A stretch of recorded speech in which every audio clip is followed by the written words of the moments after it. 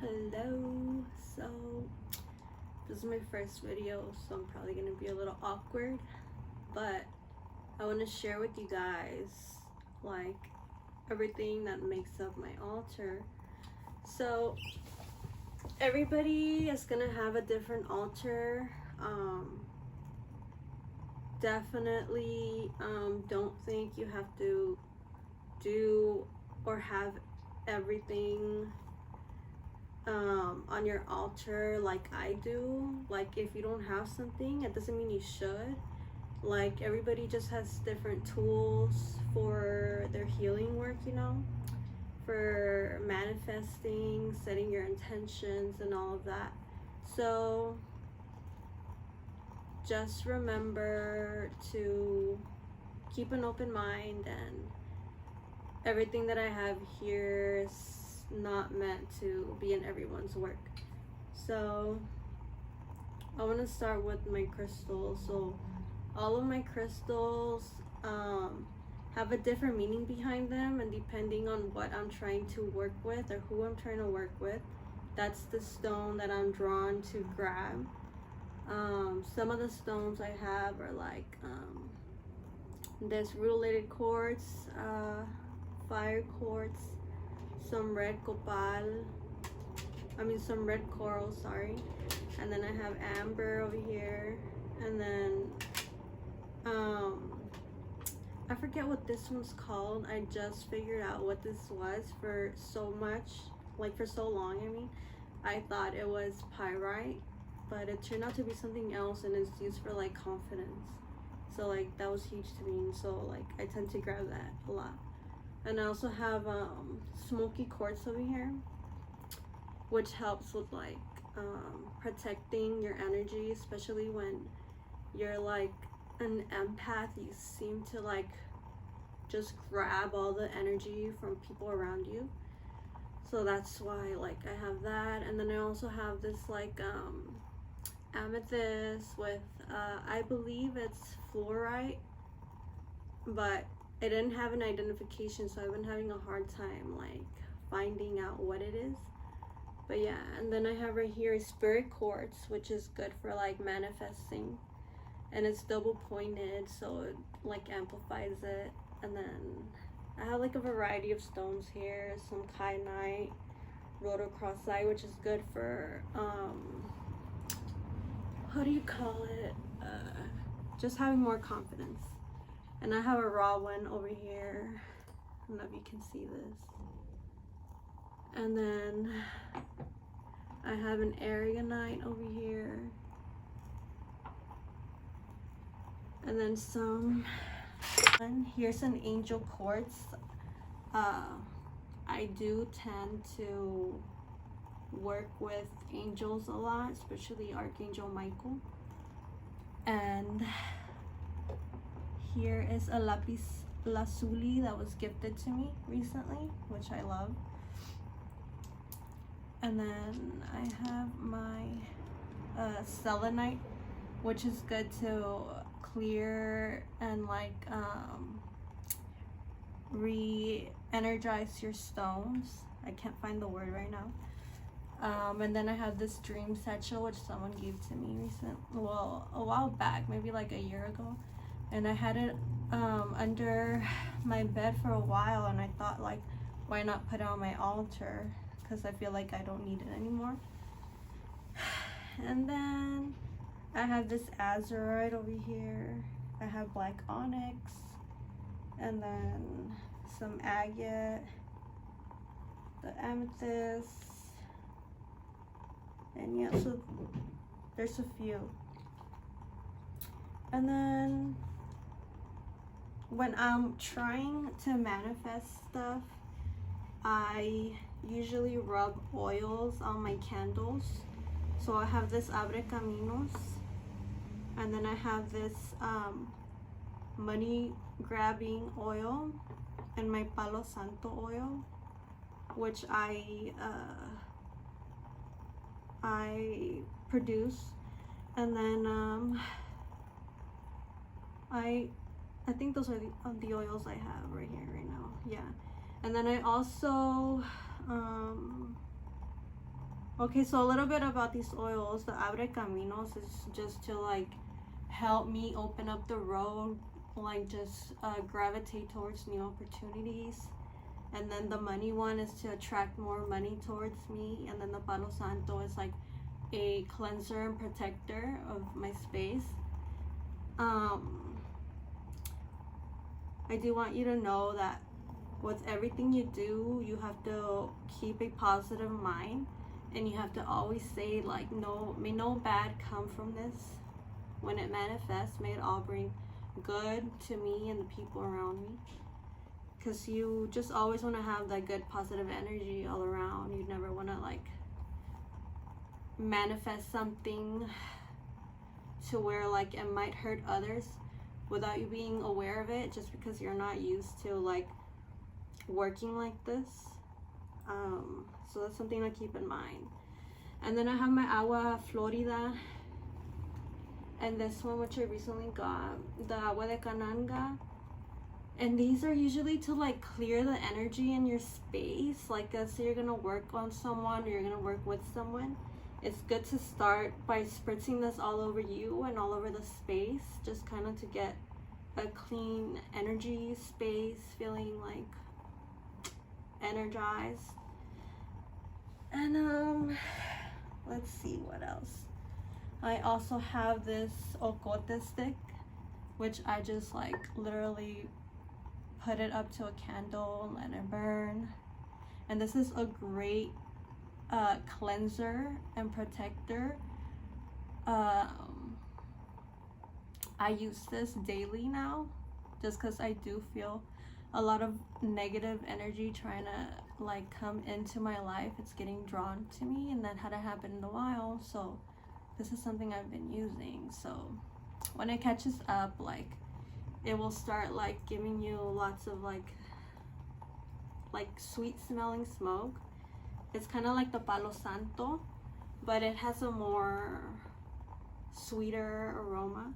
And then I have my Palo Santo here, and I don't like to use this often just because like it's super sacred and it's running out. We're killing our forest just because like we love it and use it so much. So I toned down on that. I also toned down on my sage. The sage is a great protector of spaces and to clear negative energy out. This is like the one thing that like it's super sacred. You have to like know how to work with it. You might anger like spirits, but it's a great way to just protect, you know, it's a protector. The bay leaf, I use this for like spiritual and like psychic protection, just because like I said, the sage is just, it's too sacred. Like people are forging in the wrong ways.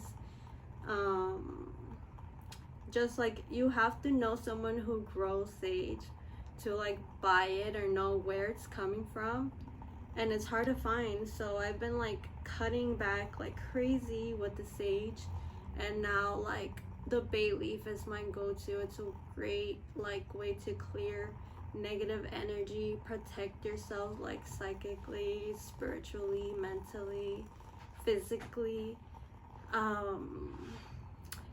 But yeah, so like with this, you just like burn it, and then you just do that, and then you just, you know, let the humito just like love you and clean you. And like the same with the sage and the Palo Santo, ocote. I also like to put, oh, and this is another thing, I work with like my ancestors, my spirit guides and angels, and just a few things that I have here for them is like pan con cafe, and then I have some like Keurig pods over here with some like hazelnut creamer, some sugar, you know. La agua. Some people like to keep a mirror just to remind nuestros muertos that like they're here and they can have our offerings of water and food, but they have to go back to their spiritual realm. It's just like a reminder. But I feel like I'm pretty closed off in my home to where like the spirits that come in know they've passed on and they need to be in the spirit life. So I don't have that. I do feel like putting one. Recently I've been called to do it, so I definitely feel like I'm gonna do it.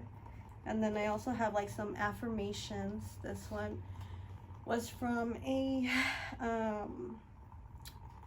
event I recently went to manifest during a full moon. And this one that chose me says, "It's okay to ask for help. Reaching out with an open heart makes me stronger." And the crazy thing about this is like I had a heart to heart with my fiance where I told him like, hey, I need help. And the fact that this came out for me was just telling me like it's okay to do this. Like, don't feel bad because you need the help. And that was just amazing. Definitely made me teary-eyed. And then I have this other, like I have a deck with affirmations. This is an angel one. And the card that got pulled out for me today resonated with me a lot, because I've been like trying to keep like an aura going to give high vibrations all the time. And this card really like helped me with that. So it says, if we are in a dark room, oh, this is the angel of light. So it says, the divine light of my soul flows through my being right now. And then it says, if we are in a dark room, we won't be able to push darkness away with our hands or with our minds. We need to turn on the light. If we open ourselves to the inner light of the soul, we'll transmute all darkness. Visualize now in your heart an expanding golden light that radiates warmth and clarity to all around you. Feel this light expanding from an inner center and becoming a radiant sun of understanding love. So that was really beautiful and unexpected. Like, but yeah, like, so that's pretty much I can. Oh, and then I have these herbs here también for my muertos. So with some like thyme, some sage, some parsley, some basil, palo santo, gote stick. And these are all things that were asked of me, and rosemary. These are all things that were asked of me from spirits. My tia, my grandma. So yeah, just like some of the things I have here are also like native, and the reason I have those is because a lot of my spirit guides are native, so I like to put little decorations here and there that, you know, remind them of who they are and connect me with them on like a deeper level. And then, so the agua florida, yeah, I think I touched base on everything. Feel free to message me if you have any questions, if you feel drawn to do an altar but you don't know what to put in your altar. I know when I first started doing meditation, I started with just a candle, some rocks just from the garden, and then a shot of tequila. And this was because my guide liked alcohol, so he was asking for alcohol, he was asking for milk and all sorts of things. So yeah, that's how I started, and then it just progressed to this, and little by little you start learning what's for you and what your spirits need from you, what you need for your work. Like, nobody is gonna be the same, so don't expect that everybody's altar is gonna be the same, everybody's thing's gonna have the same meaning. The crystals, yes, for the most part, but everybody uses them for different things. But yeah, just go with what your mind and heart tells you, what spirit guides you to do, and just work with that. Nothing with the spiritual work is right or wrong, as long as you know what you're doing, and know what you're using and why you're using it. You'll be doing fine. You'll be manifesting whatever you want. Like, just always stay positive. And yeah, that's all I have for today. And yeah, let me know what you'd like to hear from me, if you need any more tips. And yeah, thank you.